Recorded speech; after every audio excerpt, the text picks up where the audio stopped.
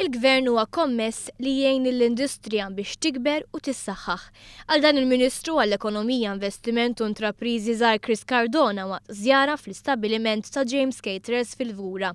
Huwa qal il-Gvern qiegħed jaħdem biex l-industrija f'pajjiżna tkompli tisfrutta l-potenzjal tagħha u tesplora swieq ġodda fil-waqt li żomm u ttejjeb il-kwalità.